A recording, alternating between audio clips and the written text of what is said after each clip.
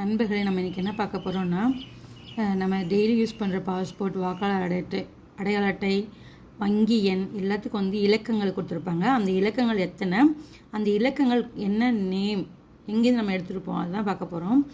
ஆதார் அட்டை 12 இலக்கங்கள், pan card 10 எழுத்துக்கள் ஆல்ஃபா நியூமரிக், பாஸ்போர்ட் எண் வந்து 8 எழுத்துக்கள் 1 + 7 இலக்கங்கள், வாக்காளர் அட்டை எண் வந்து 10 எழுத்துக்கள், வங்கி IFSC குறியீடு 11 எழுத்துக்கள், வங்கி MICR குறியீடு 9 இலக்கங்கள், GSTIN வரி வந்து 15 எழுத்துக்கள் alpha numeric, debit card credit card வந்து 16 இலக்கங்கள், சில கார்டுகள் வந்து 13 முதல் 19 வரை இருக்கலாம், ATM கார்டு வந்து 3 இலக்கங்கள், DIN வந்து 8 இலக்கங்கள், MSME பதிவெண் வந்து 19 எழுத்துக்கள், EF 12 எழுத்துக்கள், PBON வந்து 12 எழுத்துக்கள், LBG வாடிக்கையாளர் ஐடி வந்து 17 இலக்கங்கள், வாகன பதிவு வந்து 10 எழுத்துக்கள், TIN 10 எழுத்துக்கள் ஆல்ஃபா நியூமெரிக்.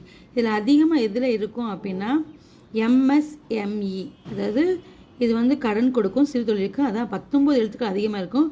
அதுக்கடுத்து இதில் இருக்குன்னா பாருங்கள் 16 எழுத்துக்கள், டெபிட் கார்டு கிரெடிட் கார்டு, LBGலையும் 17 இலக்கங்கள் உள்ள நண்பர்களே.